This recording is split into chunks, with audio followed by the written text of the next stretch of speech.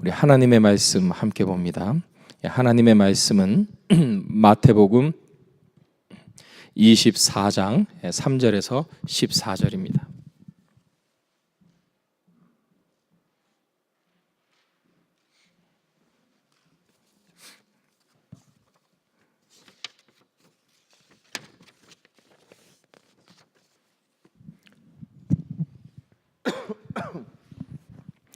마태복음 24장 3절부터 14절까지 말씀입니다. 우리 함께 읽겠습니다.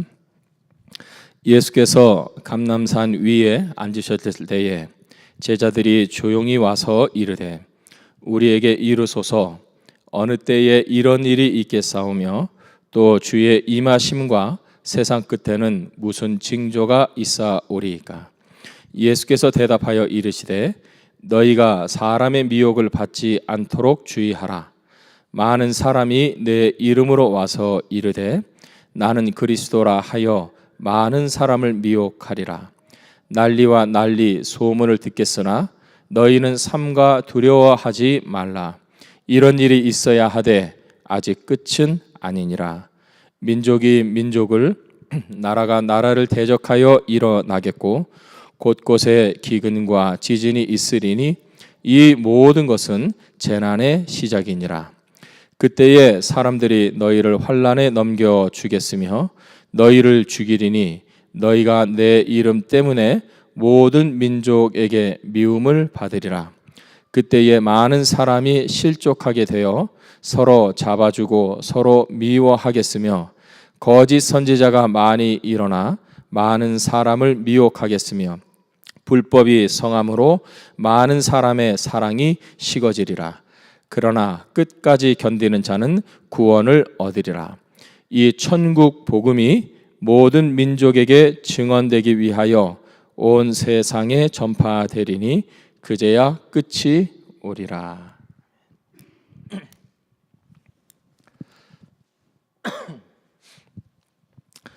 런던의 한 모퉁이에서 구두를 닦는 소년이 있었습니다. 아버지가 빚 때문에 감옥에 갇혔기 때문에 집안 살림을 꾸려야 해서 부득이 구두를 닦아야 했습니다. 새벽부터 길거리는 지나가는 사람들의 구두를 닦습니다. 그 얼굴과 손에는 구두약으로 거먹게 범벅이 되어 있습니다. 그런데 이 소녀는 구두를 닦으면서 항상 흥얼거리면서 얼굴은 환한 얼굴로 기쁘게 구두를 닦습니다. 구두를 닦는 사람들이, 지나가는 사람들이 그 구두 닦는 소녀를 보면서 이렇게 묻습니다. 너는 구두 닦는 것이 이렇게 기쁘냐? 그랬더니 이 소년이 이렇게 이야기를 했답니다. 예, 저는 구두 닦는 것이 즐겁습니다. 왜냐하면 저는 구두만 닦는 것이 아니라 제 미래를 닦기 때문입니다. 그리고 이 소녀는 잠깐 시간이 날 때마다 종이에다가 무엇을 조금씩 적었답니다. 이 소년이 누구인가? 바로 올리버 트위스트라고 하는 소설을 쓴 소설가입니다.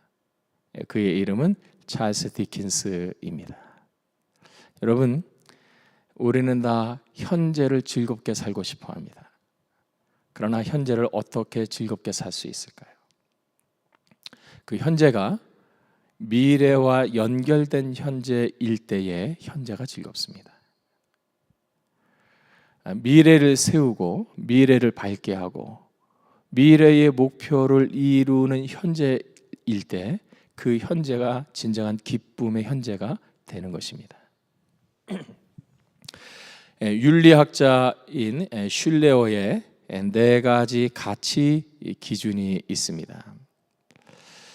첫째는 쾌락적 가치입니다. 인간은 살아가면서 쾌락적 가치를 추구합니다. 이 쾌락적 가치는 감각적인 것입니다. 순간적인 것이고 순간의 기쁨과 순간의 짜릿한 즐거움입니다. 이 순간에 쾌락을 주는 것이라면 사람들은 돈과 시간을 아낌없이 투자합니다. 그것이 옳고 그르건 그것에 상관이 없습니다. 그냥 내게 쾌락을 주고 내게 기쁨을 준다면 거기에 자기의 에너지와 자기의 시간을 드리는 것입니다. 이렇게 본능적으로 자기 위주의 쾌락을 추구하다 보면 인생이 돌이킬 수 없는 큰 후회를 맞이할 수 있다는 것입니다. 왜냐하면 기회는 자주 오는 것이 아니기 때문입니다. 두 번째는 생존적 가치입니다. 생명이란 소중합니다. 그래서 산다는 것은 중요합니다. 그러나 생존하는 것 때문에 자기의 양심을 파는 사람들이 있습니다.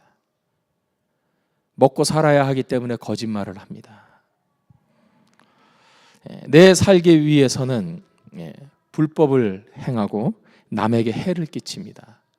여러분, 생명이 존중합니다. 그러나 생명이 전부가 다는 아닌 것입니다.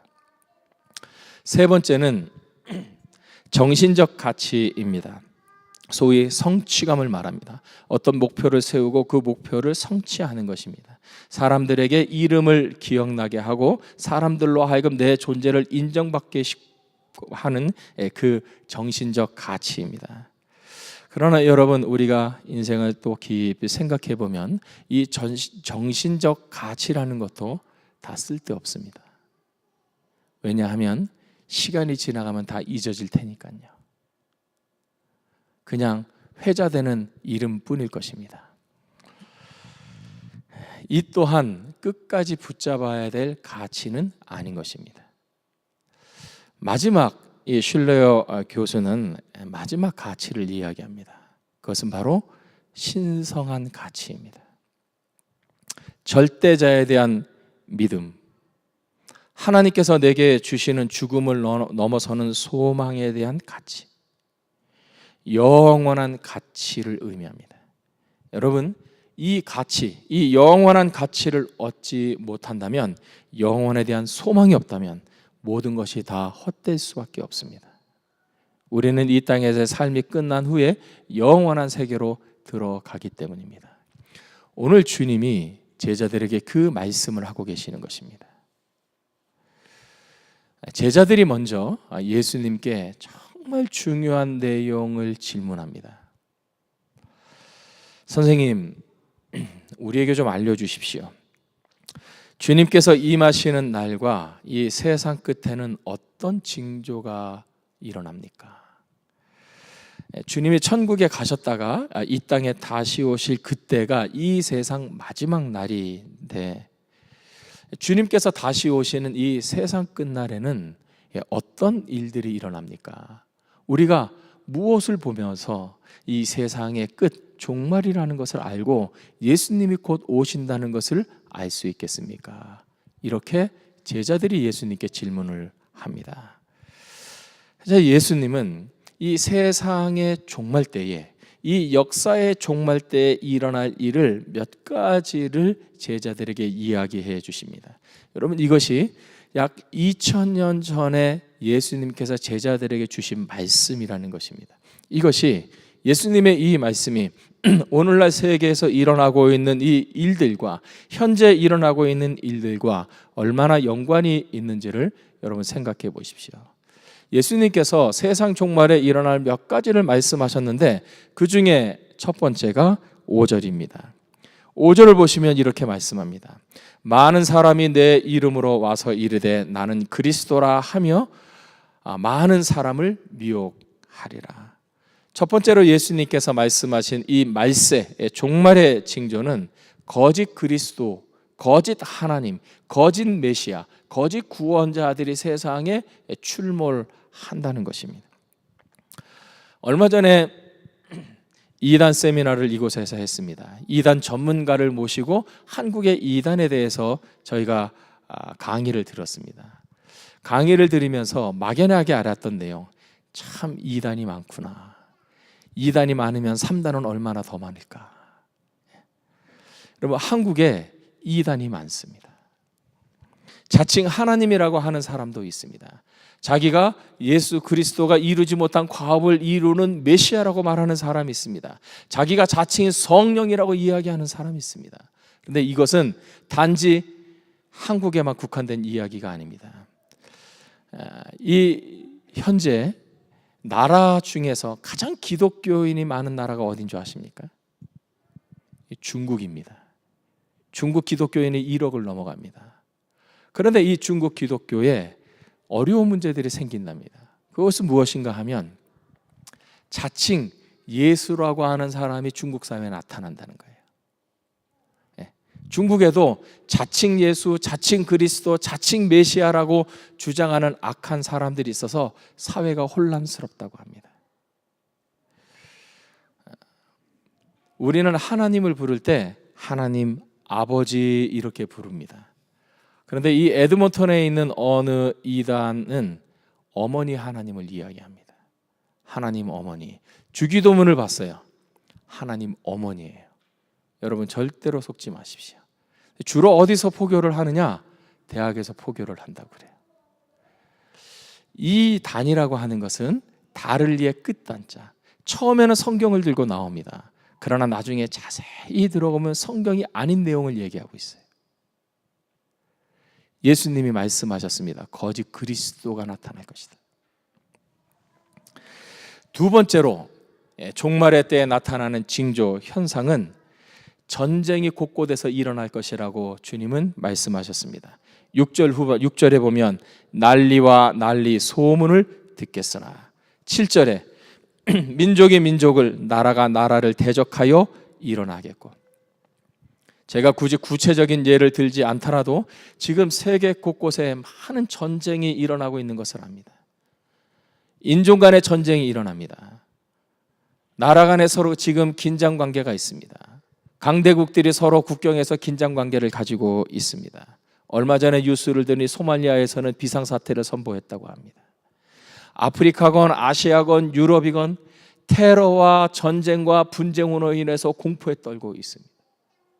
예수님께서 이것을 말씀하실 때가 언제였는가 하면 그때는 팍스 로마나 시대였습니다. 로마가 이 지중해 지역을 다 다스리고 있어서 사람들은 전쟁이라는 것을 생각하지 못할 때였습니다. 그런데 예수님은 종말의 때에 전쟁이 곳곳에서 일어날 것이라고 말씀하셨다는 사실. 인종 청소라는 미명하에 지금도 인종끼리 전쟁을 벌이고 있습니다. 피난민의 대열이 많아지고 있습니다. 세 번째로 기근과 지진이 있으리니 자연재해가 일어날 것을 말씀합니다. 우리는 아프리카의 기근이 그 기근으로 인해서 사람들이 아사 상태로 죽어가는 그 현실을, 그 참담한 현실을 우리는 보도를 통해서 봅니다. 쓰나미와 태풍이 몰고 갑니다. 얼마 전에 미국 남부 지역에서 2개의 태풍이 올라왔습니다. 막대한 피해를 냈습니다. 참 웃지 못할 한 가지 소식은 그때 많은 사람들이 교회를 갔다는 것입니다. 왜요? 그런 일이 경험해야 인간이 절대가 아니라는 것을 깨닫는 것입니다. 그 자연의 파워 앞에 인간의 파워라는 것은 아무런 소용이 없다는 것을 느끼는 것이죠. 그때야 절대자 하나님을 찾는 것입니다. 폭설과 폭우로, 산불과 지진 등으로 많은 재해 때문에 심각한 피해가 발생하고 있습니다. 캘리포니아에 산불이 일어난 걸 여러분 아십니다. 한 뉴스를 보니까 소방관이 몇백 명이, 소방 헬기가, 소방차가 동원이 돼도 사람이 끌 수 없다고 합니다. 캘리포니아 북부에 일어난 그 산불은 하늘에서 비가 내려와야만 꺼질 수 있다고 합니다. 우리는 이 기근이나 지진이나 산불이나 바다에서 일어나는 이 재앙들을 보면서 우리는 경고의 메시지를 들어야 하는 것입니다. 세상의 종말이 가까워. 네 번째로 종말의 때에 나타나는 현상은 그리스도인들에 대한 박해와 핍박입니다. 9절에 예수님은 그리스도인들이 예수님을 믿는다는 그 이유만으로 심한 박해를 받을 것을 예언하셨습니다. 그때 사람들이 너희를 환난에 넘겨 주겠으며 너희를 죽이리니 너희가 내 이름 때문에 모든 민족에게 미움을 받으리라. 이제는 더 이상 기독교적인 가치관과 기독교적인 세계관이 진리라고 주장하는 시대는 지나가 버렸습니다. 성경적 가치관으로 한 남자와 한 여자가 만나서 가정을 이루는 것이 바르다는 진리는 더 이상 이야기할 수 없는 시대가 되어버렸습니다. 동성애라는 이야기는 이제 진부한 이야기가 되어버렸습니다. 미국과 캐나다의 기독교 교단들이 바로 이것 때문에 분열이 일어나고 있습니다. 동성애를 인정해야 된다는 것입니다. 한편에서는 성경적인데 아니도 어떻게 인정해야 할 수 있느냐는 것입니다. 어떤 교단에서는 동성애 성직자를 임명을 합니다. 동성애를 인정하지 못한 사람들이 교회를 떠나갑니다. 이제 이 캐나다에서는 패스포드에 메일, 피메일이 아니라 X라고 표시하는 난이 또 하나가 생겼습니다. 남자도 아니고 여자도 아닌 것입니다. 인문학이나 학문에서는 그리스도인의 의사를 표시하면 편집이 되고 맙니다. 스캇 팩이라고 하는 유명한 정신과 의사가 있습니다. 이분은 백악관의 주치 정신과 의사로서 임명될 만큼 아주 명석한 분입니다. 이분이 어느 한 신문사, 어느 한 잡지에 글을 하나 기고를 했습니다. 물론 정신질병에 관한 기고였습니다. 이분은 크리스찬이었기 때문에 크리스찬의 그 마인드로 썼습니다. 편집자로부터 연락이 왔습니다. 당신의 글은 아주 훌륭합니다. 그런데 한 가지 문제가 있습니다. 당신은 기독교라고 하는 편견을 가지고 있기 때문에 제가 조금 수정해야 되겠습니다. 스카펙이 편집자에게 메일을 보냈습니다. 기독교가 편견이라니요. 기독교가 편견이었다면 저는 기독교를 믿지 않았을 것입니다. 이분은 놀랍게도 정신과 의사임에도 불구하고 45세에 자기 발로 교회에 가서 세례를 받은 사람이에요. 기독교가 진리라는 거죠. 여러분, 기독교는 편견이 아니에요. 기독교는 진리인 것입니다. 근데 오늘날은 이렇게 이야기를 하면 사람들이 웃어요.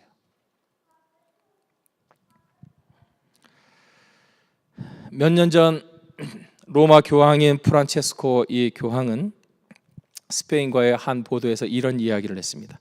오늘날 기독교인들에 대한 박해는 초대 교회의 박해 당시보다 더욱더 심각하다. 초대교회에 10번의 박해가 있었는데 그 박해보다 더 심한 박해를 오늘날 현대 그리스도인들이 받고 있다는 것입니다. 어떤 지역에서는 성경을 소지하거나 교리문답을 가르치거나 심지어 목에 십자가의 목걸이를 걸어도 체포되는 지역이 있다는 것이에요.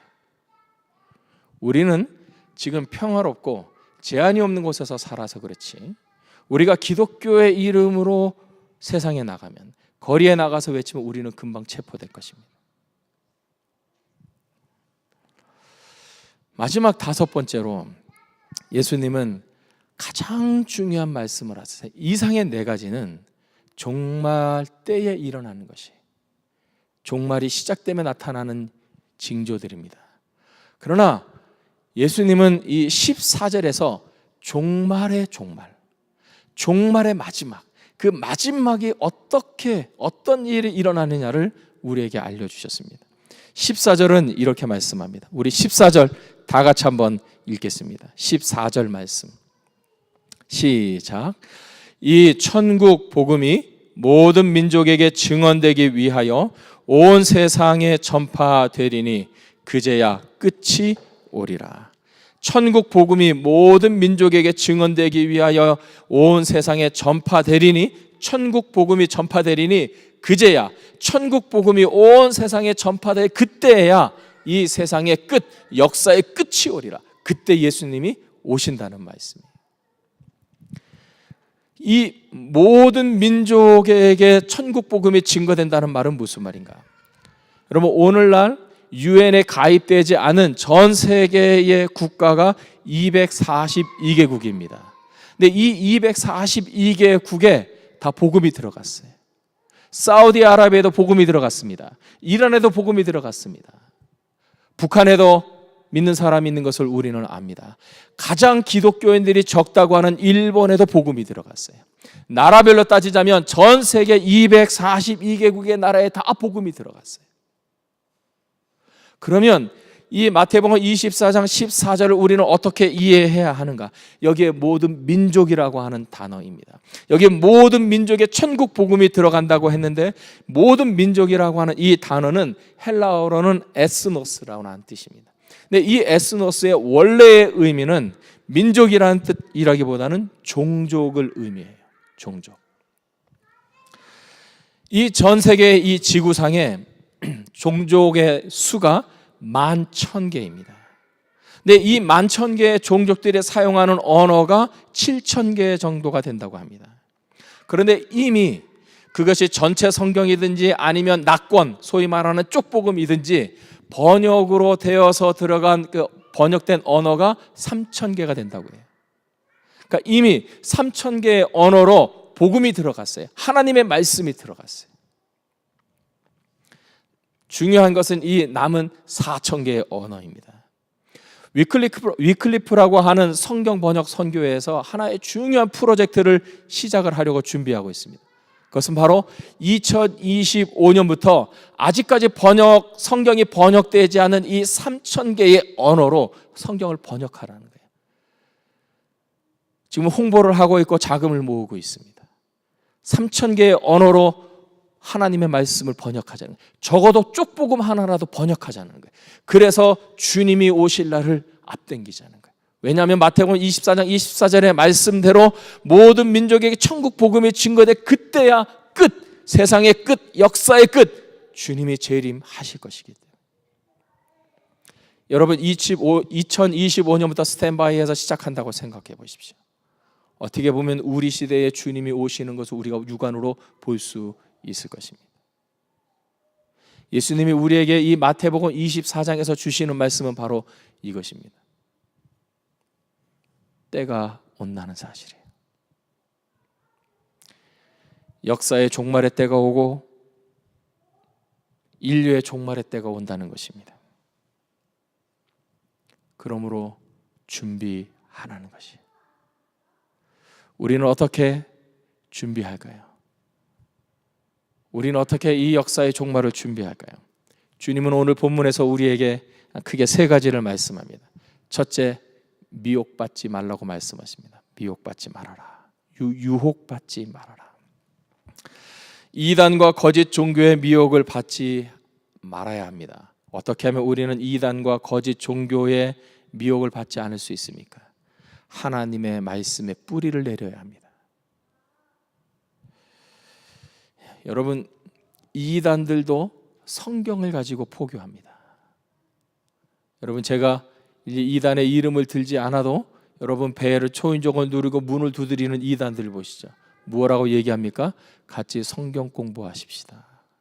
네, 여러분, 참 진리를 알고 있는 우리가, 참 진리이신 예수를 만난 우리가 하나님의 말씀에 대해서 알지 못하면 어떻게 대응하겠습니까?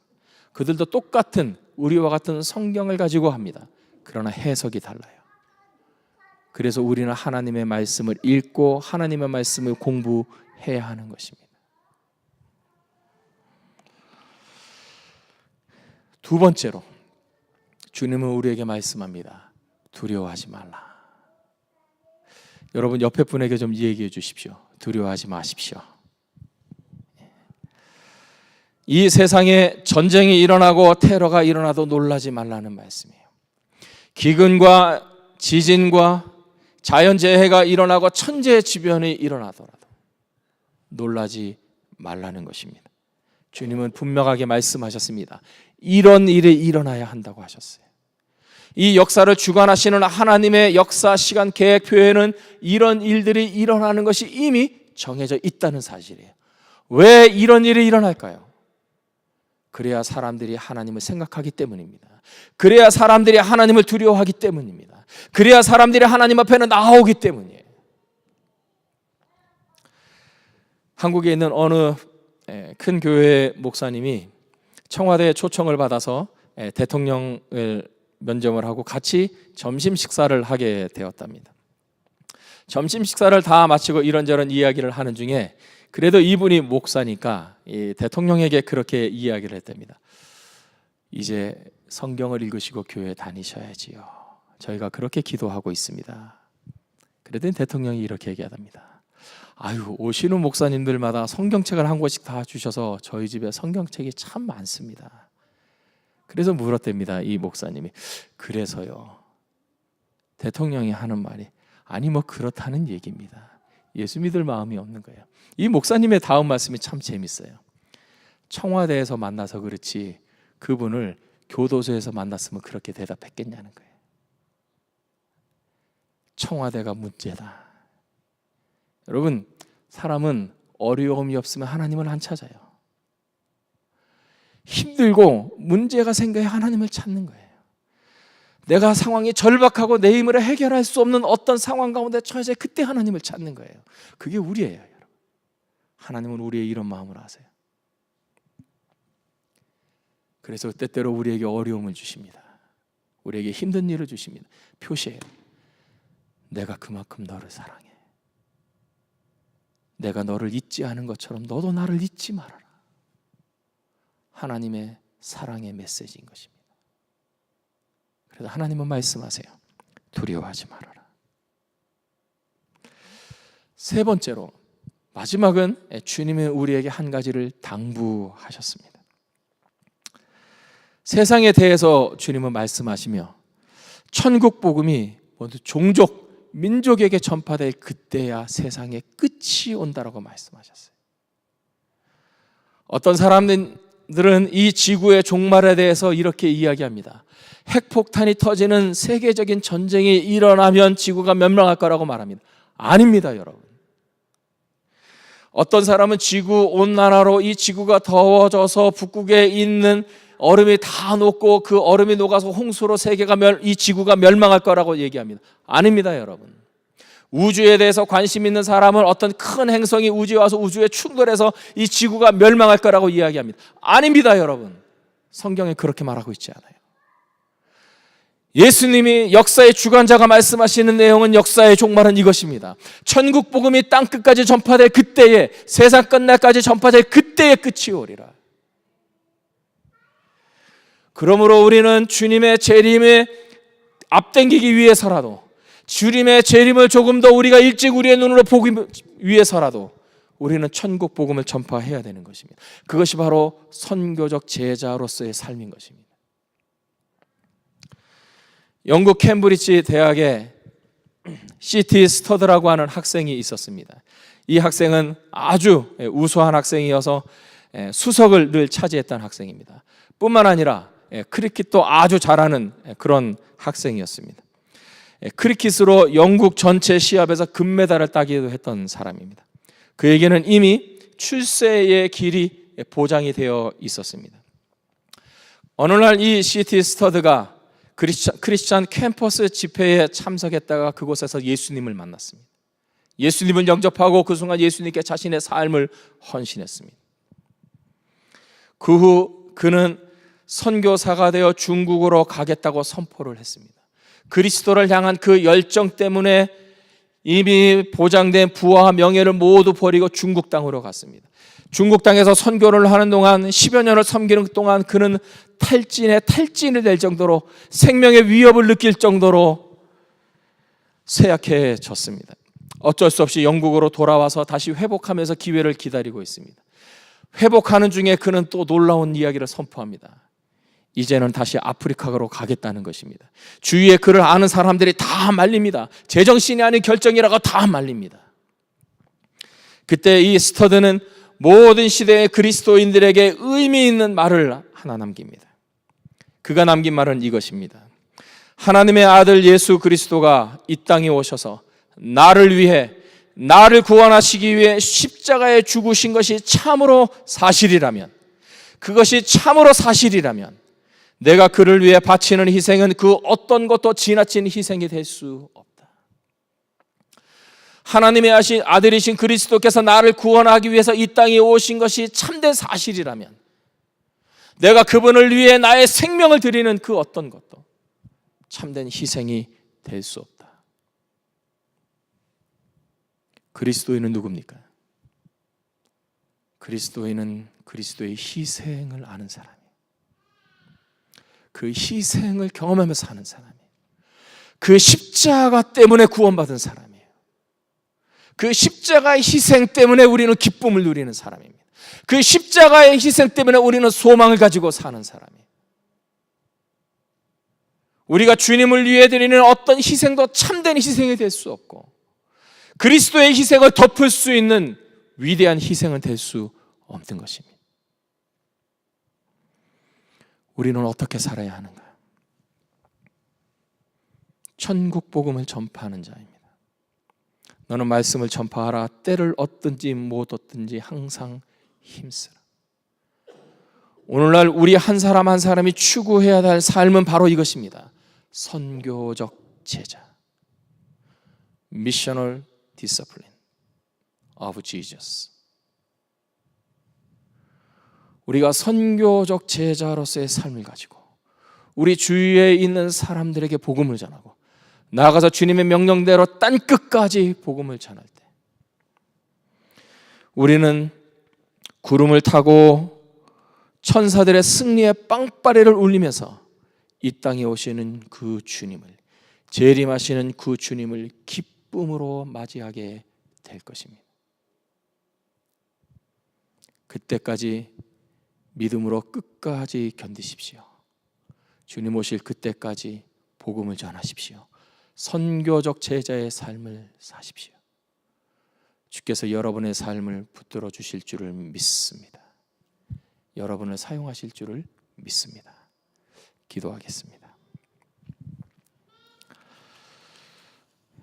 하나님, 우리가 어떠한 사람인지, 우리가 어떤 삶을